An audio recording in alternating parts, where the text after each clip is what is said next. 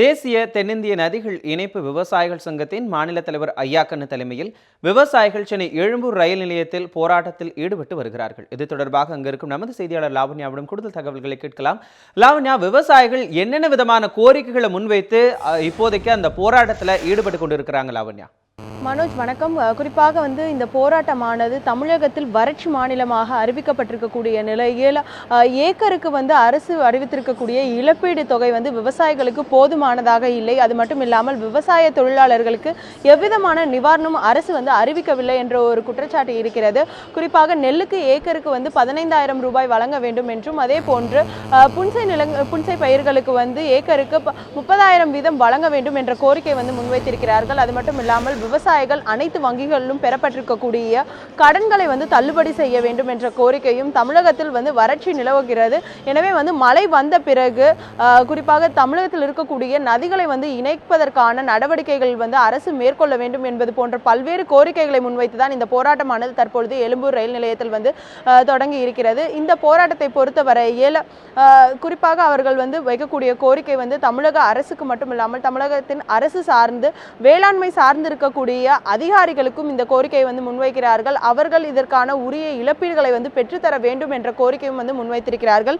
இந்த போராட்டத்திற்கான தலைவர் ஐயாக்கண்ணு நம்மிடையே இருக்கிறார். அவரிடம் கேட்போம். ஐயா, வணக்கம். உங்களுடைய பிரதான கோரிக்கை என்ன? அதாவது ஏற்கனவே வறட்சிக்கான நிவாரணத்தை அரசு அறிவித்திருக்கிறது. இதில் கூடுதலாக என்ன மாதிரியான கோரிக்கைகளை நீங்கள் அரசுக்கு முன்வைக்கிறீங்க? வரலாறு காணாத வறட்சியை தமிழகம் கண்டுவிட்டது. 150 வருஷத்துக்கு முதல்ல தான் அப்படி ஒரு மழை இருந்துச்சு. ஆனால் காவிரி லட்சக்கணக்கான ஆண்டுகளாக காவிரி வறண்டதே இல்லை. சிஆர்ஏ போய் பார்த்தோம்னா, கமிஷனர் ஃபார் லேண்ட் அட்மினிஸ்ட்ரேஷனை போய் பார்த்தா அவர் சொல்கிறாரு, இது வரலாறு இருக்கா நஷ்டஈடு கொடுத்ததுக்கு? ஏன் நான் ஆயிரக்கணக்கான ஆண்டுகளாக தலைமுறை சாவடி பண்ண காவிரி காஞ்சி போச்சு. 100 கேணி இருந்தால் 98 கேணில் தண்ணி இல்லை. எங்களுக்கு சாவடி பண்ணாட்டியும் எங்களுக்கு நஷ்டஈடு தர வேண்டியது அரசனுடைய கடமை. அரசு எங்களுக்கு தண்ணீர் கொடுத்துருக்க வேண்டியது கொடுக்கல. அதனால் நஷ்டஈடாவது கொடுக்கணும்னு சொன்னால் எதுக்கு தரணும்? நாங்கள் ஏதாவது முன்னாடி கொடுத்த இது வழிமுறை இருக்கா அப்படின்னு ஒரு சிஆர்ஏ கேட்குறாரு. அவரெல்லாம் கமிஷனர் ஃபார் ரெவன்யூ அட்மினிஸ்ட்ரேஷனா இந்த கொடுமையெல்லாம் தாங்காமல் தான், அவருடைய கொடுமை தாங்காமல் இன்றைக்கி நாங்கள் போய் செக்ரட்டரியேட்டில் சீஃப் செக்ரட்டரியாக மனு கொடுக்க போகிறோம். ஐயா, எங்களுக்கு வறட்சி தாண்டவம் ஆடுது. எங்களுக்கு நெல்லுக்கு ஏக்கருக்கு 30,000 ரூபா, கரும்புக்கு ஏக்கருக்கு 50,000 ரூபா, வாழைக்கெல்லாம் மஞ்சளுக்கு வெட்டலைக்கு 1,00,000 ரூபா கொடுக்கணும்.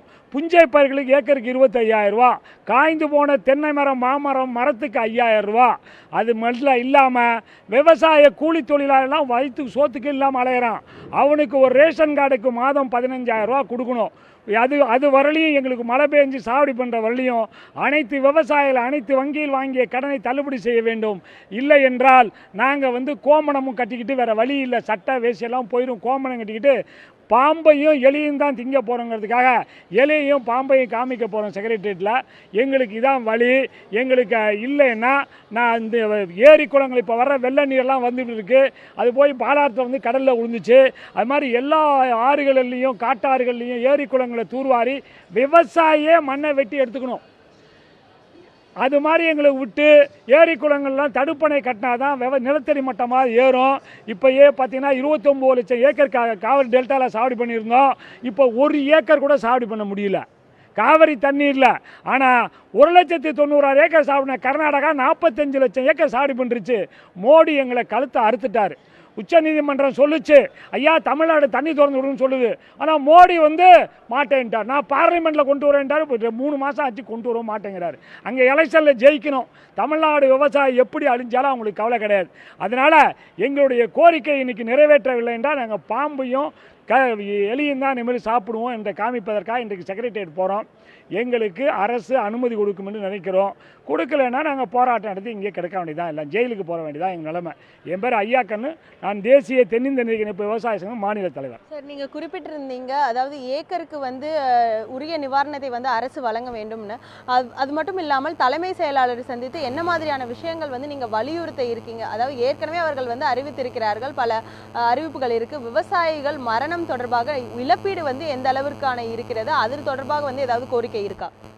270 விவசாயிகள் வயலை காஞ்சி போனதை பார்த்து மன உடைஞ்சு அப்படியே மயங்கி விழுந்து செத்து போயிட்டாங்க, தற்கொலை பண்ணிட்டாங்க, மருந்து குடி செத்துட்டாங்க. இதை வரையும் அரசு அவங்களுக்கு ஒன்றும் தரவே இல்லை. சும்மா அந்த காலத்தில் லால் பகதூர் சாஸ்திரி சொன்னார், ஜெய் கிசான் ஜெய் ஜவான்னாரு. ஜெய் கிசான் இன்னைக்கு பிச்சைக்காரனோட இரண்டாம் தர குடிமக்களாக கண்டுக்கவே ஆள் இல்லை. ஜெய் ஜவான் 4 பேர் செத்து போயிட்டான், 20 லட்சம் ரூபா.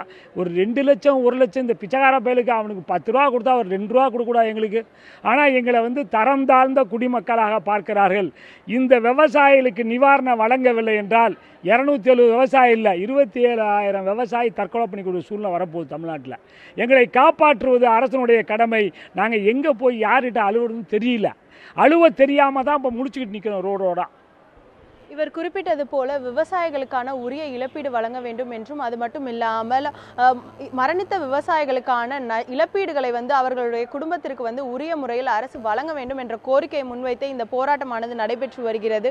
எலிக்கறி மற்றும் பாம்புகளை உண்வதற்காகவும் இந்த விவசாயிகள் தற்பொழுது தயாராக இருக்கிறார்கள். அது போன்ற ஒரு சூழ்நிலை அனைவருக்கும் வந்துவிடக்கூடாது என்பதற்காகவே இந்த போராட்டத்தை தற்பொழுது முன்னெடுத்திருப்பதாக இவர்கள் தெரிவித்திருக்கிறார்கள். மனோஜ், கண்டிப்பாக லாவண்யா, பல்வேறு கோரிக்கைகளை வலியுறுத்தி தற்போது சென்னையில் நடைபெற்றுக் கொண்டிருக்கக்கூடிய விவசாயிகளுடைய இந்த போராட்டத்திலிருந்து களத்திலிருந்து விரிவான தகவல்களை அவங்களுடைய கருத்துக்களோடு சேர்த்து பதிவு பண்ணதுக்காக மிக்க நன்றி லாவண்யா.